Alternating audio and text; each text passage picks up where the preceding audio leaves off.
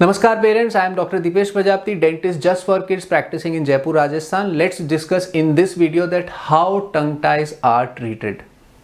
Before going into the what is the treatment of the tongue tie, let me explain you how the life of a child is affected in a kid who has a tied tongue. See, everyone walks with two legs like this normally. How a tongue tie kid lives his life is, it's just like that he's wearing two shoes, but the laces of both the shoes are tied together and the child is not walking properly. He is hopping whole of the life. Probably you will feel that what is the point in releasing the tongue tie? The child is already going from point A to B like other kids. But the problem is he is not going the right way and has slowed down his pace. So same thing happens with the tongue tie with various functions. What functions are getting affected in a tongue tie kid? I'll share it in different video and put it on the I button up there. So you have to understand this. Suppose this is my arm and if it is tight here, I cannot flex my arm like this. So same thing is with tongue tie. If the tongue is joint here, the tongue cannot show its full range of motion.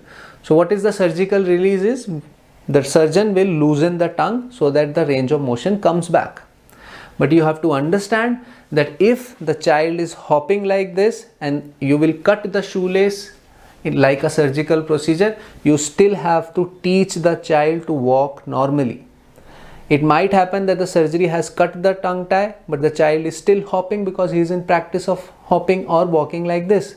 So that's why exercises are very and so important along with the release. Coming back to the release point, there are two types of releases. One release is this can be done with a laser. Laser is a beautiful technique depending on which kind of laser your surgeon is using. It is quick, bloodless, but the problem is with laser surgery, exercises should be started 1 week before at least the release and should be continued thereafter at least for 3 weeks after the release. And while getting the laser surgery done, and if you are getting the release done by the laser, I feel this exercises are so important just before the release and just after the release. You really cannot relax even after the laser release. Otherwise what will happen is you have cut the tissue with the laser, but if you are not flexing the tongue, the wound healing might not be appropriate and you might find some relapse in the range of motion as it was expected during the time of the release. The second way is to use a blade and finally suture it, but usually because it involves some bleeding and you have to stitch that tissue, put sutures over it. So usually many surgeons rightly do this procedure after giving child some form of sedation because it's a technique sensitive procedure. But yes, if you are getting it done with a blade and a suture, immediate requirement of exercises is less, yes, but if done it is always beneficial, but at least it will not relapse like laser because sutures are there. That's what I tell my patients is with laser, immediate exercises on the day of release are very important.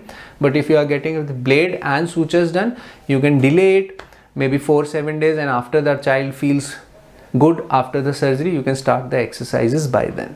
If you have any other doubt related to tongue tie, you can write it in the comment section or put your query on the email ID given below.